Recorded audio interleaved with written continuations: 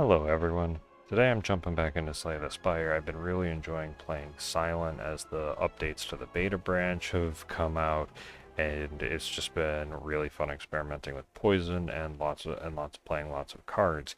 In a recent run I had really good luck and transformed a random strike into Serpent Form, which is a power that allows you to deal 4 damage whenever you play a card, if for anyone who's unfamiliar with Spire.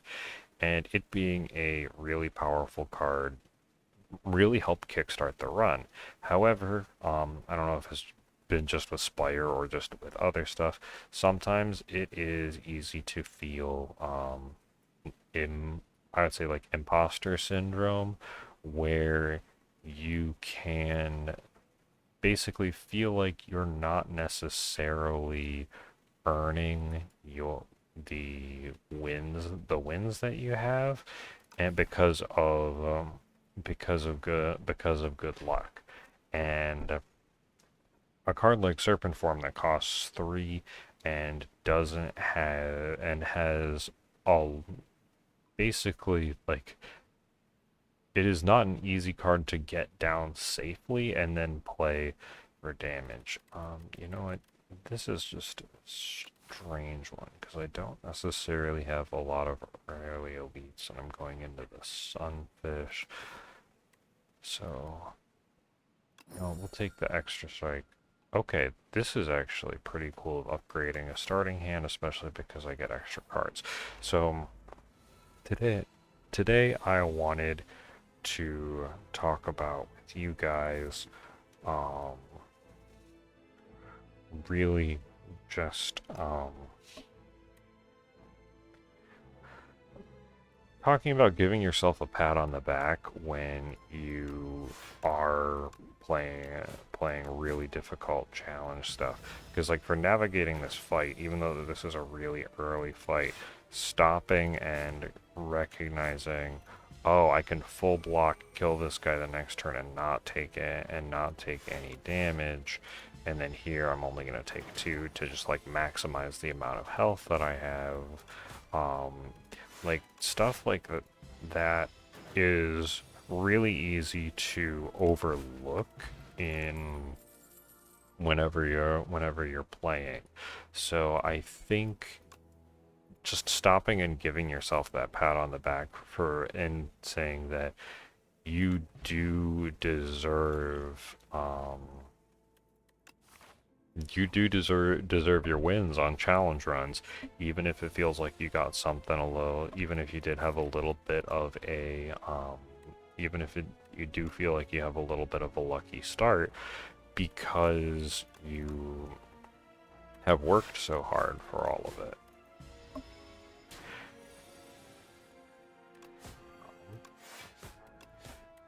So yeah, that's mostly the main pieces of it. And in addition to Slay the Spire, this is definitely something that can be applied to like Soulsborne PvP, which is I've done a lot on the channel.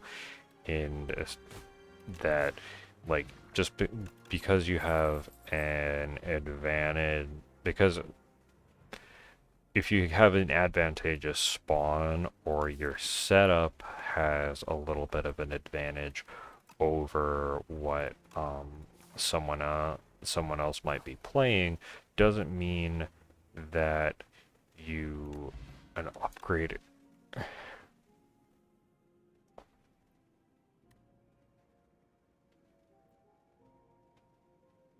Speaking of serpent form,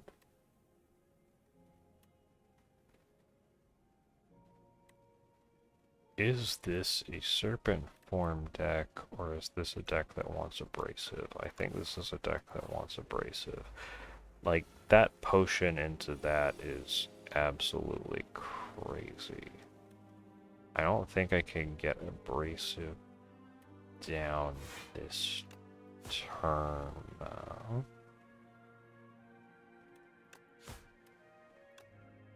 Which is unfortunate, but it's still insane to have this early.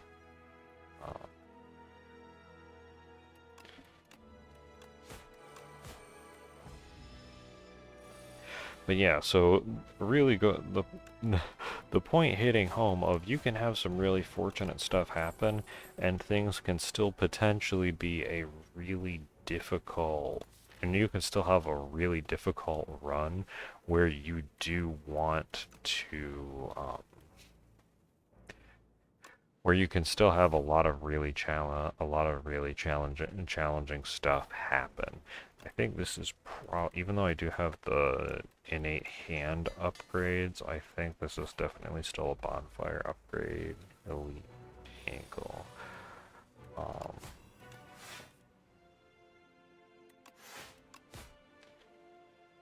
I don't think the poison is going to matter. Do that. It's not a full block, but taking one and drawing two seems real good, especially when prepared. Can put abrasive into play and increase my block potential, and then this guy will take 6 whenever he hits me, which is great. Do I full block or let's try and draw 2? I think I just full block for now. Yeah, he's weak for 2 turns. He'll take 6. So I think here I full block, and now he's gonna get stunned, and he's not invigorated. So that way he's not gonna hit me for a ton out of this debuff. I think just draw 2. That.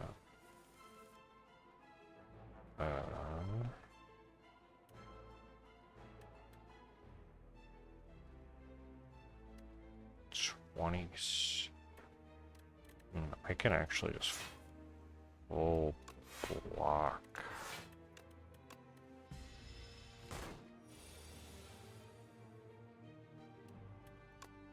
Oh, 18. Lethal. All right. Excellent. Go me. Now, what in the world do I want here? I think I do actually have an upgrade. Yeah, I've got a lot of a chance to upgrade here, so I can get Noxious Fumes. And I think, like, on the line with the Soulsborne PvP, it's like, and also just the nature of doing a decent chunk of highlights and stuff, it is, it can be hard to recognize, like, the amount of work that goes into how smooth some things look from on-screen stuff. So this guy is really nasty. He gets stronger every time you hit and you don't fully block. So he's just incredibly mean. Thankfully that full blocks. Why do I have abrasive on a turn that doesn't? That is unfortunate. Yeah, because now you can see how that he is hitting significantly harder. But thankfully we full blocked. I did not realize I got letter opener. That is really good for this run. So, all things considered. Alright, wait, that already upgraded. Tools of the Trade is really good.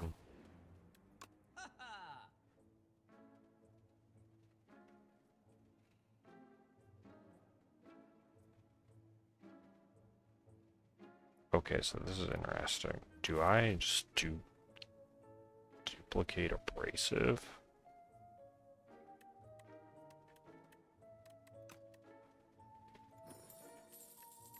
You know what? There are probably sillier things than duplicating abrasive.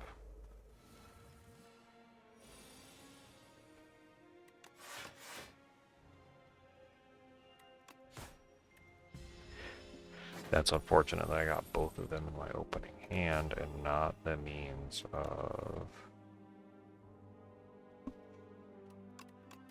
discarding them. So I think that is definitely something that my deck needs. Ah, there's tools of the trade.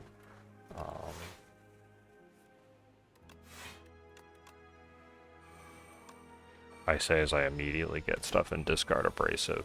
So thankfully this is turning out to be pretty reasonable.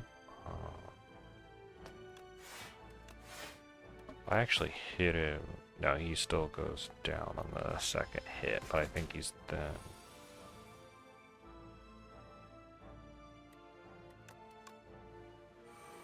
No, I underestimated where the damage worked.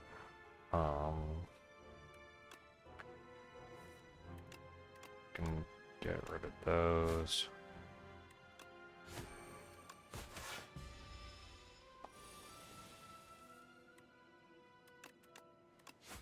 Alright, not bad. This is going pretty well. And extra prepared is probably what we need. These guys are gonna be hopefully super easy once I get the abrasives down. And this. Since I already used a prepared. Choose card to discard. There we go.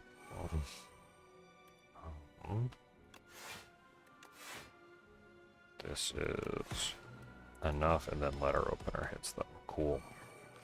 I like this deck, because I really like decks where you just play cards and then good things happen.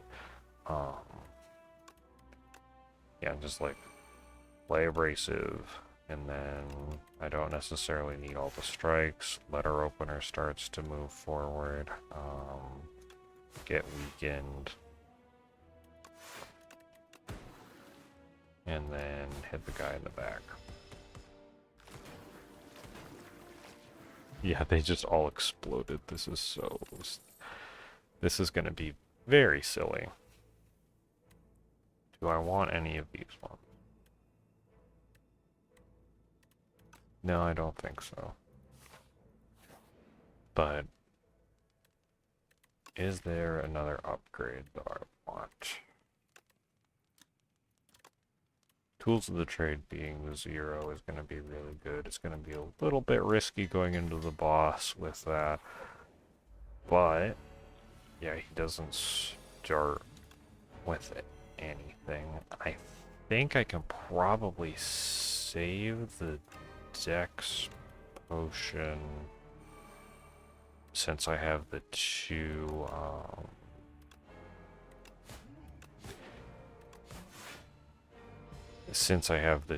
copies of abrasive. Now this guy doesn't multi-hit, but he certainly is a major jerk, and I think keeping that down, I'm going to take a little bit of damage there. Now he's going to continually have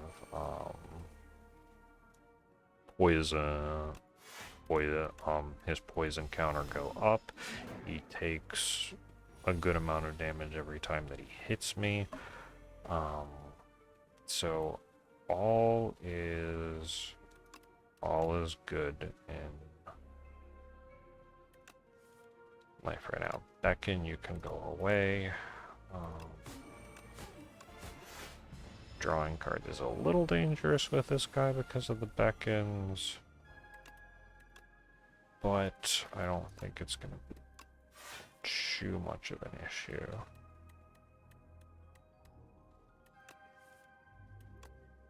And now he's intangible, so he doesn't really take damage. However, he still gets to accumulate poison. And I'm able to dump the beckons with my prepareds, which is really nice. And he's still just taking a lot of poison damage. I've been having pretty good draw yeah, I don't think I need to rush on this one since he's taking so much poison and thorns damage. Then that is he dies before he hits me. Good, so this is definitely a good run.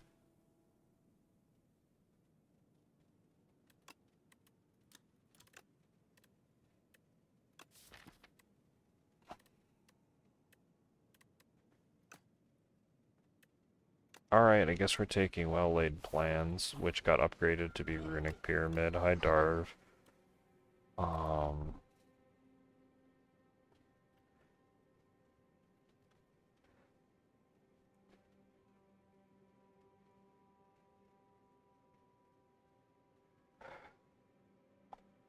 Do I want to...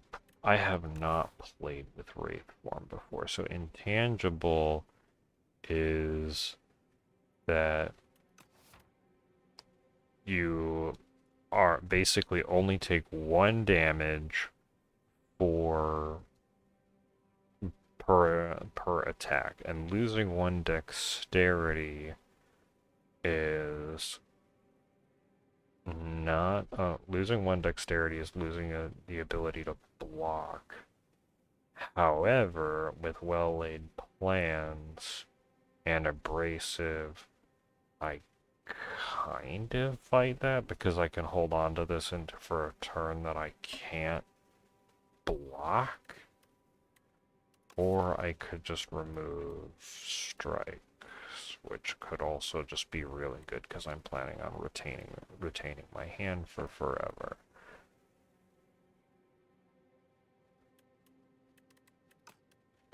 I think I try Wraith Form. This is gonna be so strange. It stinks that that shop is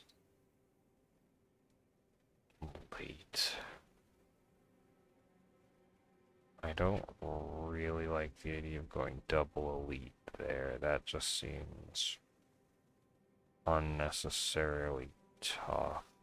So I think probably just run it up the right, and then if I need a heal, I can heal and dodge, or I can then take a late shot.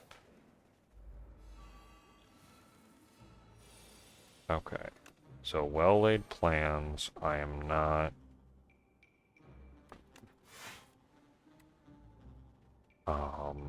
I am no longer in, like, I'm not discarding my hand anymore. I think yeah, we'll just draw with extra with Predator. Oh shoot, I just goofed.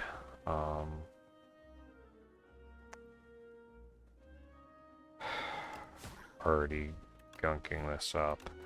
Alright, we'll get the abrasive out of there, get noxious fumes down, and strike. Okay. Alright, tools of the trade. The poison will just build up and should kill him, so I guess we'll go with Wraith Form and just see what happens. Discard a standard defend and run the strikes through.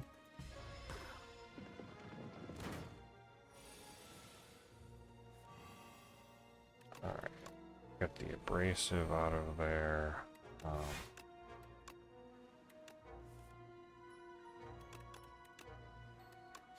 What an absolutely strange...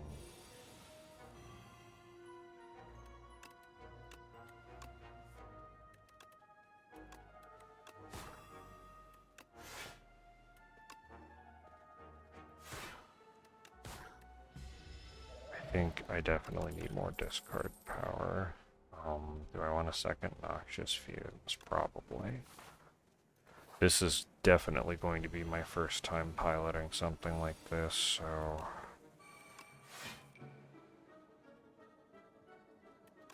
guess we just rock it and hope we can discard to the abrasive because of all these guys with their multi-hits.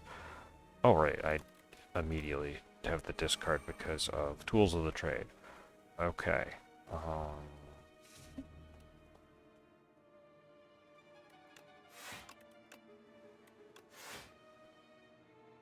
And I know what.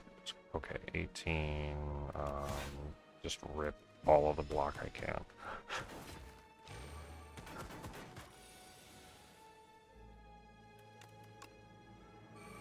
Discard Abrasive.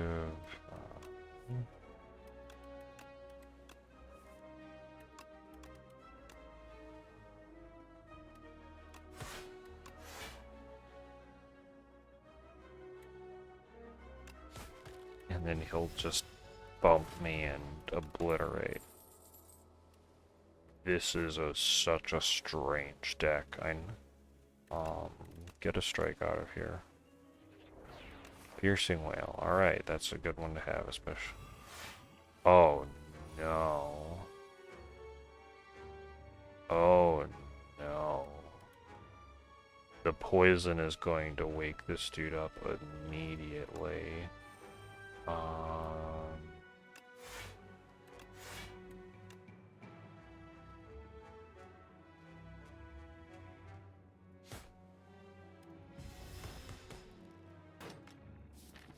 Alright. Oh, and I didn't have well-laid plans.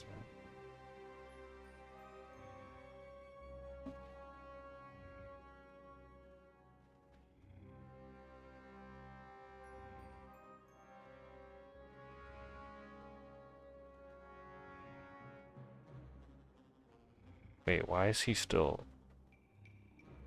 I don't understand. I am just going to be happy about it and play Noxious Fumes. Because that guy hits so stinking hard.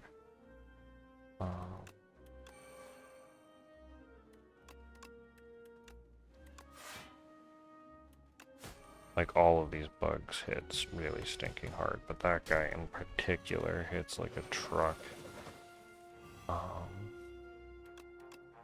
Get rid of the Abrasive. Whale.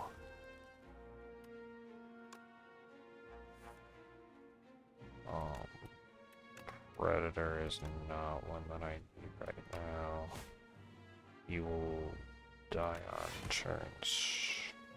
Charge. And he's weak. Okay. Only taking 2. Not bad. Get that down.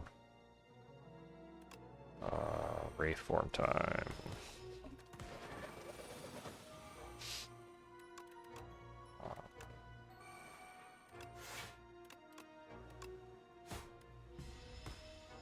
Yeah, this deck definitely has some energy issues after well-laid plans gets put down.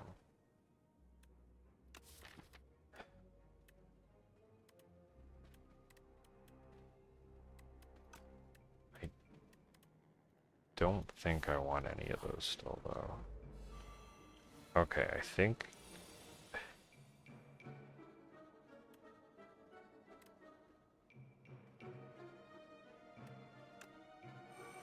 Funny enough, I think I can... The Obscura, even though he summons a guy, I can...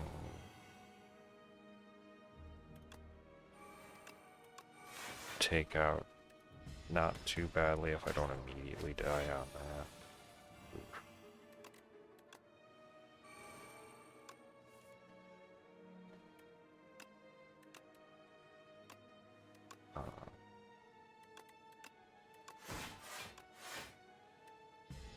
Why does he hit so hard? I'm just gonna go into the other elite and then just insta-die, aren't I?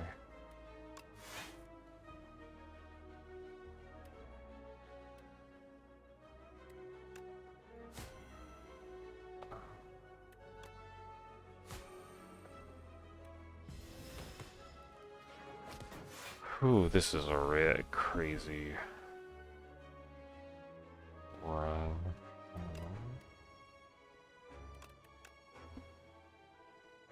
again, I'm just getting hit for like 30. So I guess we Wraith form it and hope.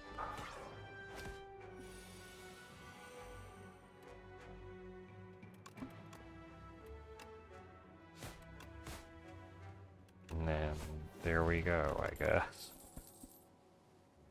Oof. I'm absolutely gonna get trashed by Decimal. Or maybe not, because it is Decimillipede.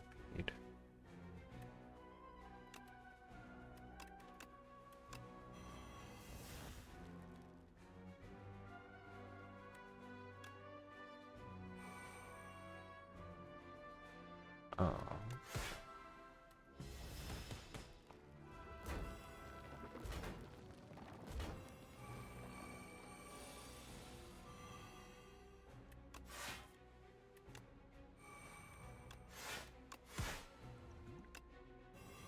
Alright, I'm pretty sure, yeah, no, I'm absolutely trashed. Well,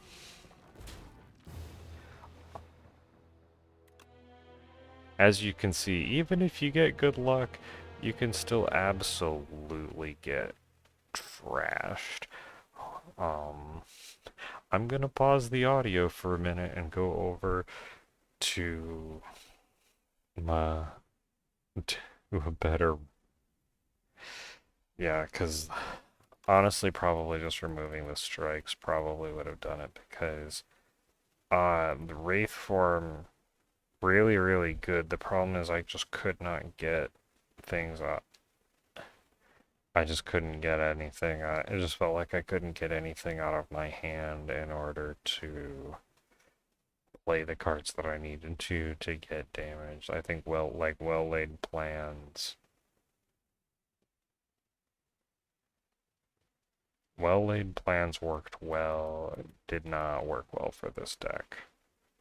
Alright, so I'm jumping in here at the end, showing off the end of the Serpent Form run because I started recording the run like immediately after I got the Serpent Form, and looking at these ones, I forgot how long the last boss fights took just because of how crazy they are. The deck is kind of similar where it is just trying to play lots of cards and have good things happen.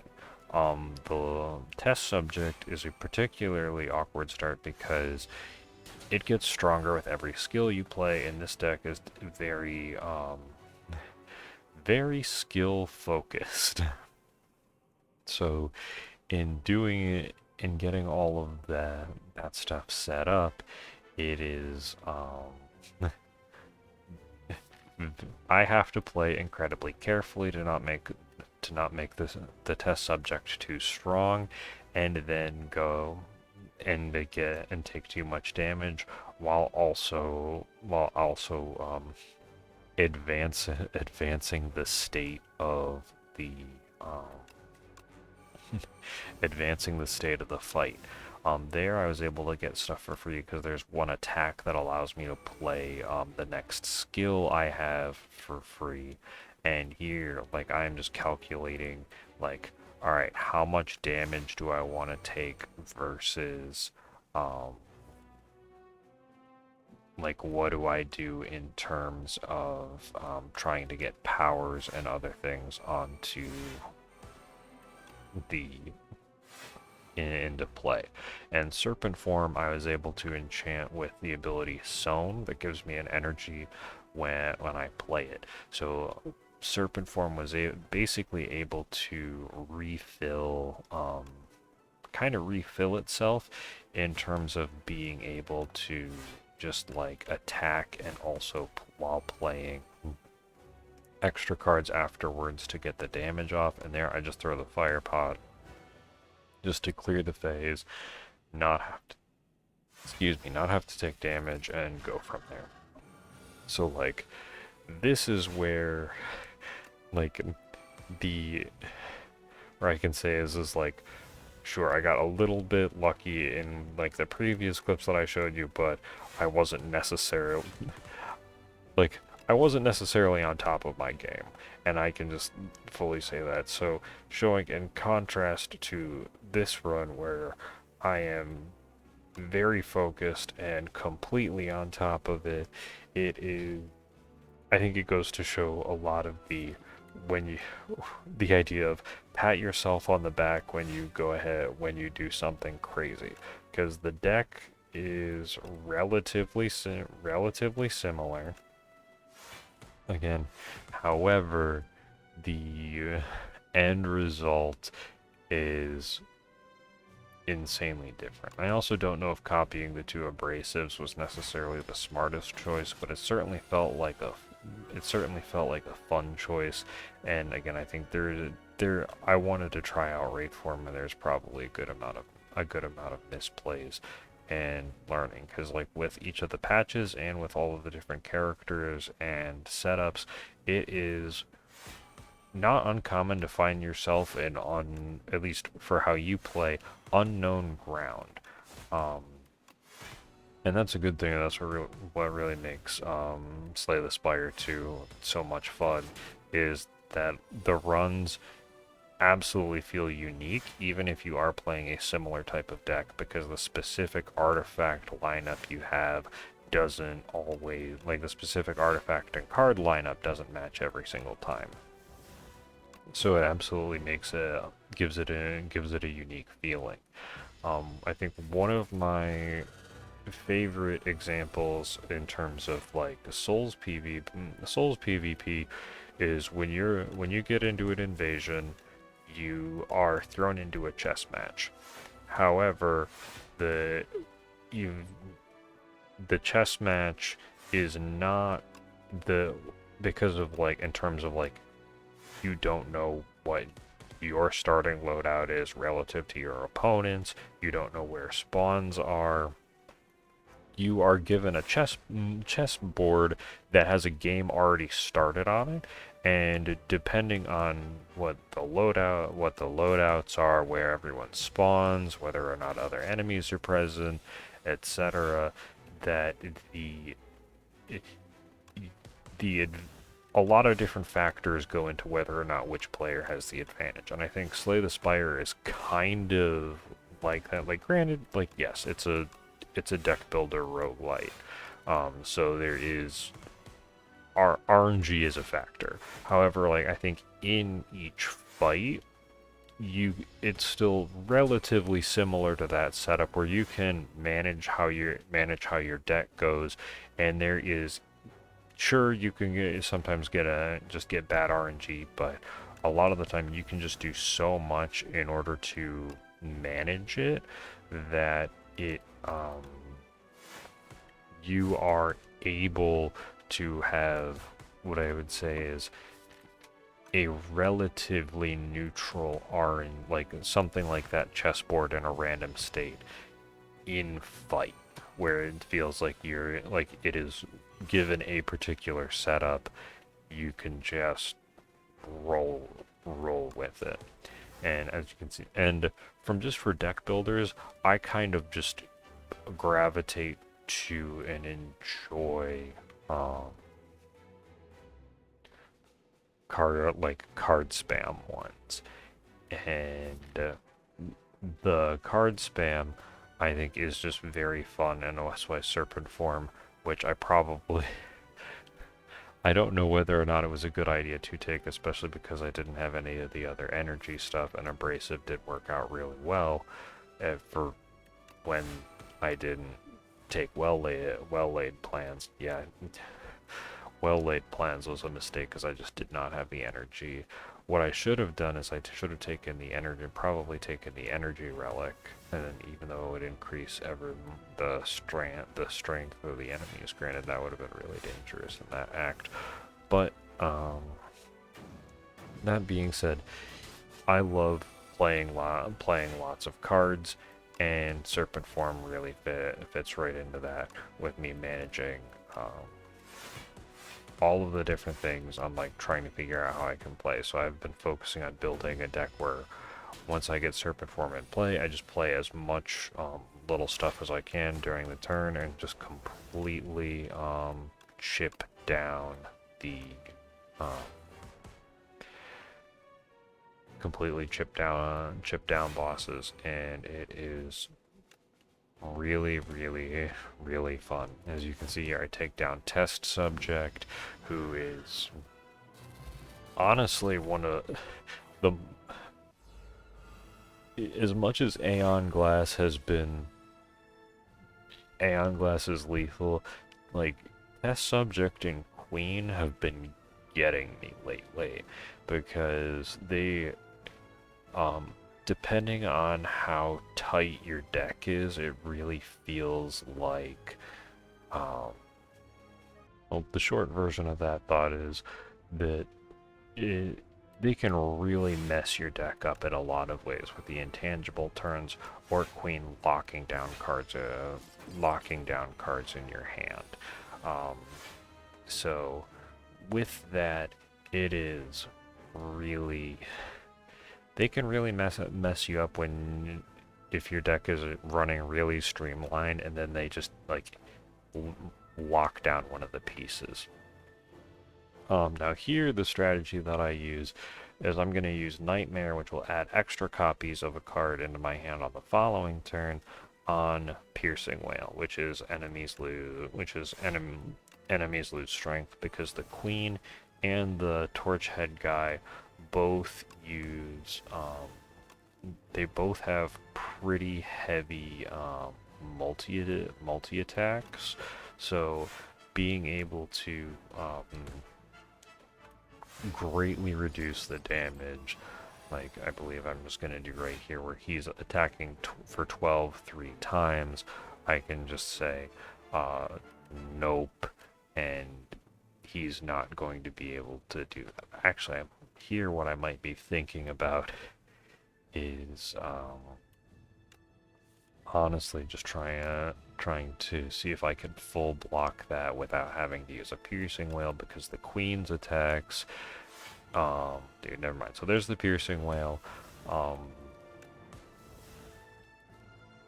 and there I set it up so that my first skill, I set it up so that the first skill I play on the following turn doesn't cost anything. But I wear it off on Adrenaline, which misplay. I should have played the Defend first, but oh well. But there I actually get a Dexterity boost on the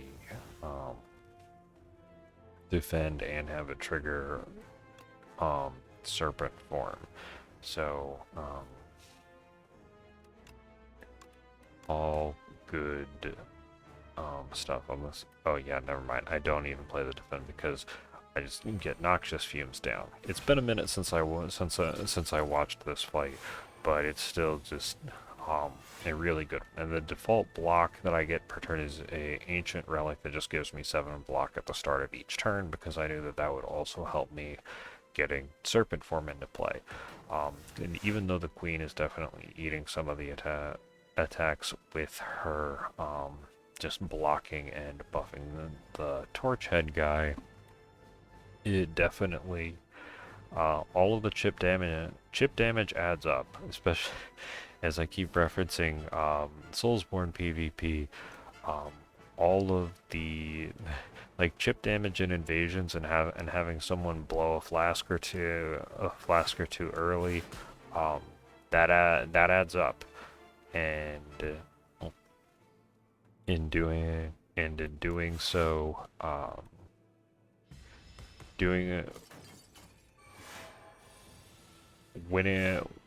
taking the time to win the long fight versus the short bursts definitely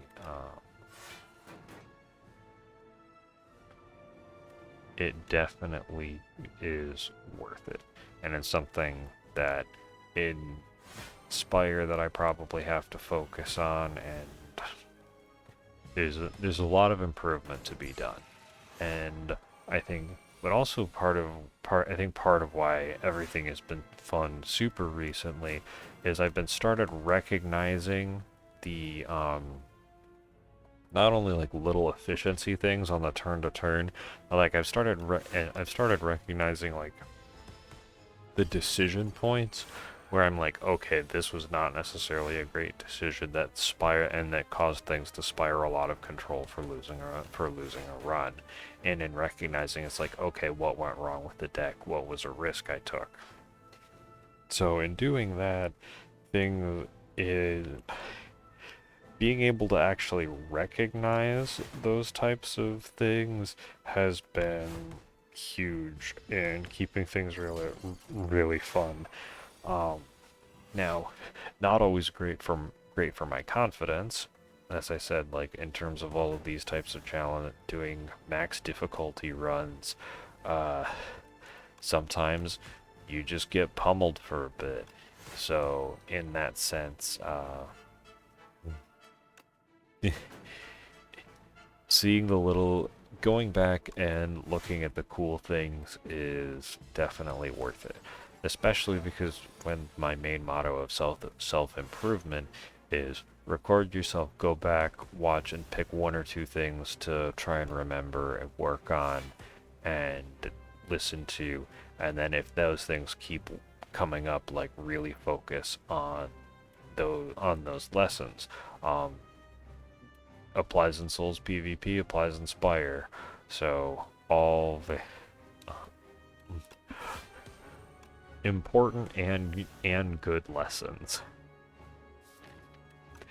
And sometimes it's also good to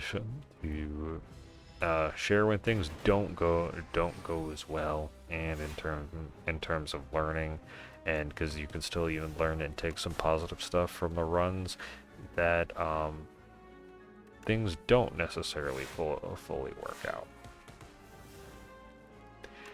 Yeah, and then this deck is just so, just looking back, seeing the Serpent form one, it's such a fun card to play with. Just one of my it's not a reanimator deck per se, because in Magic the Gathering I really like the reanimator decks where it's it's not like the reanimator deck where it's like, oh, look at my huge, really big, my big threat that's gonna take out my opponent that I kind of used to cheat into play. That's not what I'm talking about. I like the ones where you just get a bunch of little stuff and it just keeps coming back and it just like slowly starts to eat up, and then when you have enough of a board stay,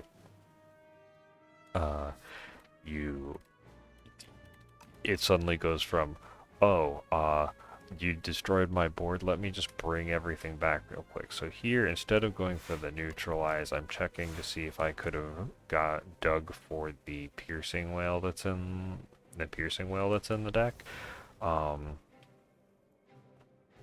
And because as you can see, the queen is hitting for 60, which is not trivial. So I do what I can to block as much as I can and do damage, and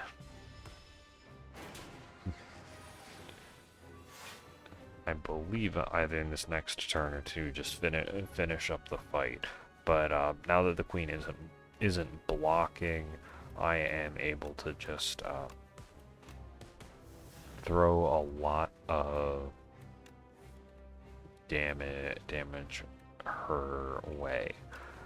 And I think actually I misplayed there, because with letter opener I think I would have been able to use the echoing slash in order to win. But yeah, I don't know, hopefully this, you know that you're not alone in needing that. The challenge run grind is very real, so hopefully that was an enjoyable watch, even though, and if you like this style of highlight, let me know. I hope you've been doing well. I know I've been not posting as regularly, but hopefully you've been enjoying the videos. Be well. I hope you're all having a great summer, and hopefully I'll catch you in the next one. See ya!